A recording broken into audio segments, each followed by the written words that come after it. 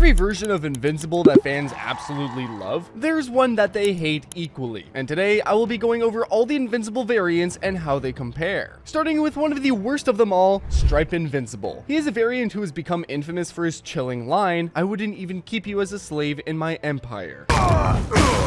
Pathetic! I wouldn't even keep you as a slave in my empire! This version of Mark has killed a hero named British Knight during the Invincible War, and that's when he dropped his iconic line. In this timeline, Mark Grayson was raised under the full influence of Nolan, or Omni-Man, but unlike in the original universe, there was no resistance to Viltrumite ideology. Nolan likely revealed the truth about the Viltrumites early, framing their brutal conquest not as cruelty, but as destiny, a duty that Mark must fulfill. This Mark probably didn't have his mother, or she supported Omni-Man in his conquest. The absence of this meaningful human connection probably led him to not developing his relationship with Eve or his friends. Isolated, Mark is stripped of empathy and groundedness, allowing a sense of the same genetic Viltrum superiority belief to take root. Raised to believe that power defines worth, Stripe Invincible sees humans not as equals, but as subjects or tools. His name, Stripe, comes from the Viltrum emblem on his costume, and it's put there as a symbol of military rank, conquest, or the scars of war. This further emphasizes his role as both a soldier and a ruler. Now let's take a look at his most famous scene. This chilling line is a clear demonstration of how far gone Stripe Invincible has become. It speaks to several key psychological and thematic elements. First is his dehumanizing beliefs. He views people not as individuals, but as property, a resource to be exploited or discarded. Even someone strong or defiant might be allowed to live, but only if they are forced into serving him. The second is his rebellious domination. There's no room for equality or compassion in his worldview. The idea of coexistence is weak and only dominance matters. And finally, his Viltrumite indoctrination. His mindset is a pure embodiment of Viltrumite ideals. Only the strong survive, and mercy is a flaw. All of this leads to a few key things. Unlike the original Invincible, who struggles with using powers responsibly, Stripe embraces it fully, using it to enforce a dictatorship or empire likely spanning Earth or even beyond. His transformation shows how parental influence and environment shape a person. Without the humanizing experiences Mark had in the main timeline, he becomes a reflection of Nolan's darkest impulses. Stripe Invincible serves as a dark mirror to the main Mark Grayson, showing what he could have become if his empathy had been severed. He becomes not just a hero who falls, but one who believes falling was the right choice. It's easy to see why he is hated so much. Next, we need to move on to perhaps the most tragic variant of all, Full Mask Invincible. In this timeline, Mark Grayson suffers a devastating loss early in life, the death or mysterious disappearance of his mother, Debbie Grayson. Unlike in the Prime universe, where Debbie serves as a grounding force and moral compass, What the hell was that? Practicing my landings? Yeah, I see that now. Sorry about the art. You need to sleep. I need to practice. Honey, it's the middle of the night. Get inside right now. Make me.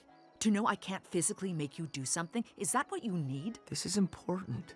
I can't talk to you while we soar through the clouds, but I'm still here. You have to move away from the normal life with me and get used to being like your dad. I'm nothing like Dad. I'm more like you. Oh, like a knife to the heart with this one. You know what I mean. You don't have to be the greatest Omni-Man ever. You just have to be the greatest you. her absence in Full Mask Mark's life creates a void that nothing can fill. Without her empathy, humanity, and presence to keep him connected to Earth's people, he spirals into emotional isolation. The exact circumstances of her death are intentionally left vague, adding to the mystery and emotional weight. Some say that she may have been killed during a Viltrumite conflict, while others suggest a more personal betrayal or accident. Regardless of the cause, what's clear is this: Mark blames the universe and thinks that the Prime World can fix what has been made wrong. Let's take a look at his iconic line. This line captures everything about Full Mask Mark's feelings in a single painful sentence. Not all of us killed Mom. I liked it here. Reminds me of playing catch with Dad. Didn't all make the same deal, man. I came here to find Mom and bring her back with me.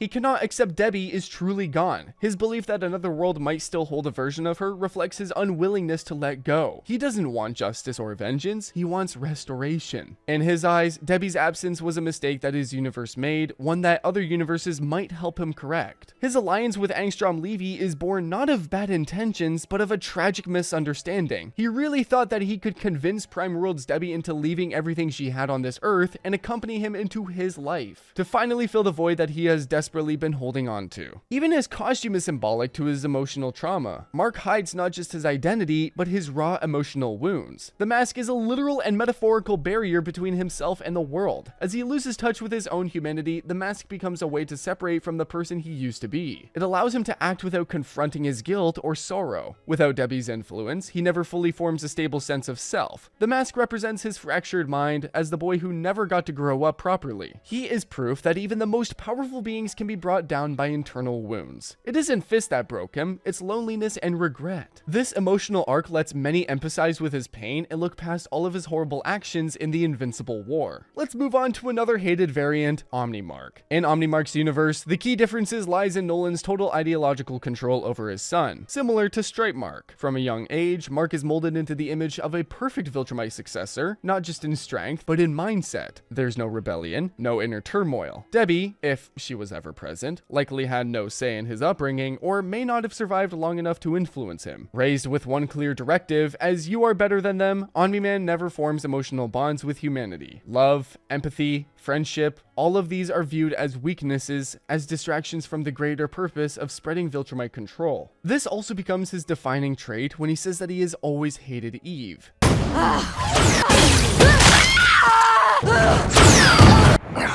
I always hated you. This line is particularly powerful because it directly contrasts with the core emotional arc of Prime Mark. In the main timeline, Eve represents hope, love, and humanity. She is one of the only constants that keeps Mark grounded. The same goes for all other variants. Omnimark's outright rejection of her reveals a few disturbing truths. He doesn't see Eve as a person, but as a symbol of everything he despises: sentimentality, compassion, and vulnerability. In his world, love isn't an option. It's a liability, something to be rooted out early. His hatred for Eve likely wasn't personal at first. It was instilled. To despise her is to despise what she represents: resistance, moral conviction, and human empathy. Omnimark doesn't rage or scream. He speaks calmly, even while committing acts of cruelty. Hey, these two giving you trouble? Fuck off! I got this. Swearing doesn't make you cool. I always hated you. His nonchalant demeanor makes him more unnerving than those who openly enjoy violence. He thinks several steps ahead, not driven by emotion. He's ruthlessly efficient, using strategy and manipulation rather than brute force alone. He doesn't just lack emotional connection, he can't understand why others care. To him, preserving life for its own sake is illogical. In some ways, he's more Viltrumite than Nolan ever was, because unlike Nolan, who ultimately came to regret ever carrying out his mission, Omnimark remains utterly loyal to the cause. Omnimark is what happens when Mark never gets to become his own person. He's Nolan's creation, a puppet of ideology wearing his son's face. Unlike villains driven by passion, Omnimark's threat comes from apathy. He doesn't hate the world, he simply doesn't care if it burns. In the comics, he kills Omni-Man and takes his place, while in the show, he just has a costume inspired by his father. In any case, he also makes the most hated list. But the next one on the list can't be more opposite to him. No Mask Mark, a variant who is defined by losing his best friend, William. We're all the same person. I'm sure I'm not the only one. I miss William. Whatever!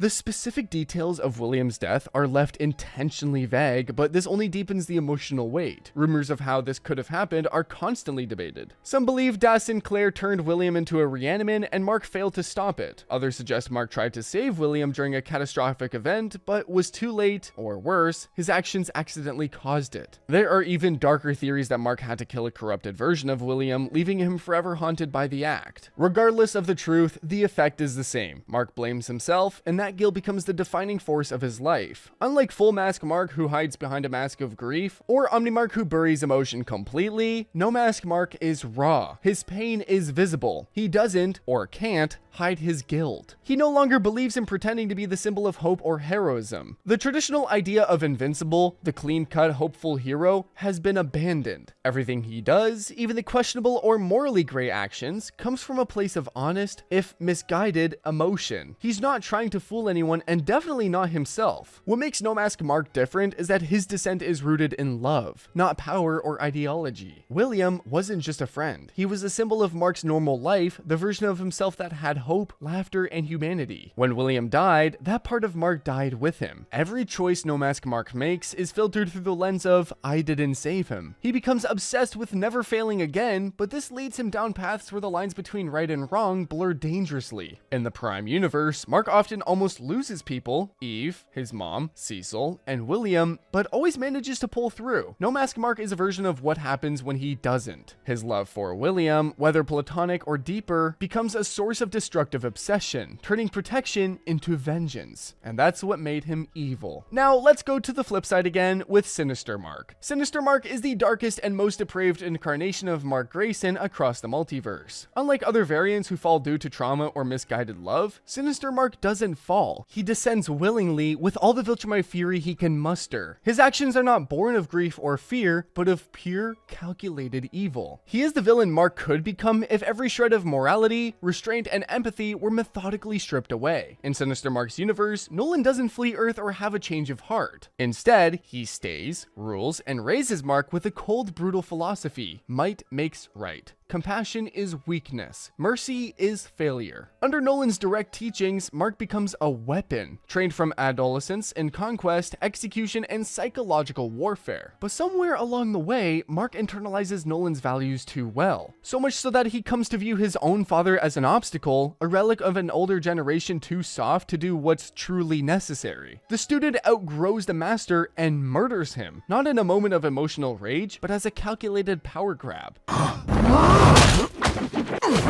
I murdered my own father. You really think you're gonna take me down?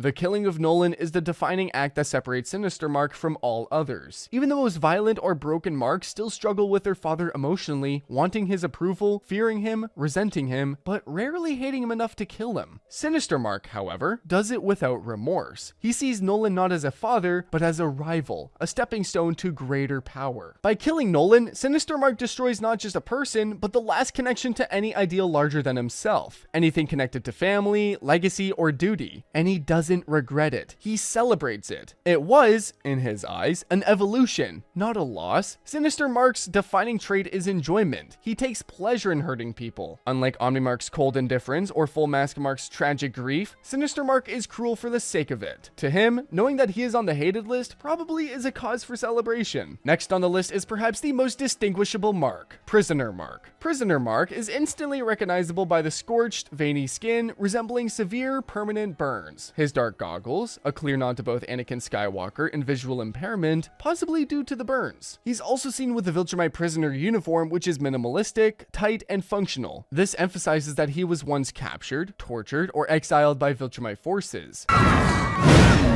After a year in a Viltrumite prison, I could use a warm-up. This visual homage to the burnt Anakin Skywalker from Revenge of the Sith is deliberate. Just as Anakin was consumed by pain and hate after betrayal and catastrophic injury, Prisoner Mark is a version of Mark Grayson who has physically and emotionally been through hell. During the Invincible War, this version of Mark makes one of the most devastating attacks by decimating Moscow, laying waste to an entire population center with no hesitation. Moscow may represent a world government that supported his imprisonment or did nothing to stop it. He's not interested in conquest, he wants to punish the world. His act isn't military, it's personal. Because the reason he was in a prison in the first place was because he was turned in by his own father, Nolan Grayson. It's most likely that he didn't follow one of Nolan's orders properly and that's why he was sent to prison. Perhaps it led to one planet breaking free from their rule, which could explain why he was tortured. But still, he didn't kill Nolan after getting out and instead lashed out at the world. His pain has evolved into generalized hate. He no longer needs a reason to destroy, only an excuse. This brutal act showcases just how far gone he is. Unlike Prime Mark, who still seeks to protect despite his pain, Prisoner Mark has lost all trust in humanity and perhaps even himself. His goggles and damaged skin serve as permanent reminders of whatever horrible moment reshaped his body and mind. They're not just scars, they're symbols of trauma, imprisonment, and betrayal. Despite the lack of a confirmed backstory, it's heavily implied that his hatred for Nolan is personal and deeply rooted. Unlike Sinister Mark, who kills Nolan to gain power, Prisoner Mark seems to despise his father for abandoning him. Nolan's betrayal broke not only Mark's body, but his belief in anything larger than himself. Prisoner Mark is a powerful representation of a hero pushed too far, broken too deeply, and rebuilt in fire and hate. Among the Invincible variants, Prisoner Mark stands out as a walking tragedy, and for that, there is some sympathy that could be extended to him. The last one on my list is none other than Mohawk Invincible, the bully. Mohawk Mark is one of the most unsettling and psychologically layered Invincible variants, not because he's the most powerful or the most brutal, but because of how casually cruel he is. Unlike Sinister Mark's calculated evil or Full Mask Mark's tragedy, Mohawk Mark exudes a kind of mocking detachment, weaponizing sarcasm and dark humor to hide a deeper instability. His signature hairstyle, which is aggressive, rebellious, and deliberately unheroic, reflects a man who has fully rejected the values of his prime counterpart. At some point in this universe, Mark kills his mother, Debbie Grayson, one of the most shocking acts committed by any variant. Her death isn't framed as an accident or loss of control. It's deliberate, and he speaks of it with biting sarcasm as though the emotional weight means nothing. Killing Debbie symbolizes cutting ties with his human side. She represented compassion, restraint, and morality, values Mohawk Mark sees as pathetic. He berates the likes of Mask Invincible for showing emotions and attachments in a show of toxic masculinity. I came here to find Mom and bring her back with me. Oh, someone misses their mommy. In this timeline, Nolan likely encouraged, or at least passively allowed, such behavior. Whether out of ideology or sheer indifference, Nolan raised a son who values conquest over connection. Mohawk Mark may have viewed Debbie's life as leverage or a liability. Killing her could be seen as a statement. Unlike more stoic or furious variants, Mohawk Mark cloaks his malice in sarcasm, smirking through atrocities and laughing at suffering. This isn't humor for fun, it's a weapon, a way to mock both enemies and the ideals they stand for. He may feel guilt or pain, but refuses to show it, burying it under layers of mockery. He doesn't value lives, they're toys, obstacles, or jokes. His sense of humor reinforces dominance. If he's laughing while you're suffering, he's won. Unlike Omnimark's cold efficiency or Sinister Mark's iron-fisted brutality, Mohawk Mark blends dictatorship with psychological games. He's the kind of ruler who would mock your resistance as he crushes it, leaving a galaxy of broken worlds and broken spirits. His empire is functioning, perhaps even thriving, but only because no one dares question him. Mohawk Mark doesn't just embrace his Viltrumite legacy, he mocks the very idea of legacy, turning something noble or feared into something irreverent and cruel. His sarcasm is his armor. It keeps others off balance, hides his own trauma, and allows him to wield emotional manipulation as a secondary weapon. While he hasn't killed Nolan, at least that we know of, his rise suggests he may have overthrown or exiled his father, a symbolic act of taking full control of the Empire and shaping it in his own warped image. Mohawk Mark is a disturbing mix of charisma, cruelty, and mockery. A conqueror who doesn't hide behind moral justification or grief, but who laughs in the face of pain. His decision to kill his mother, his sarcastic outlook, and his brutal rule over the Viltrum Empire all point to a man who has burned away everything soft inside him. That's it for this list. If you like this video, here's a video on which Invincible variant has the saddest backstory.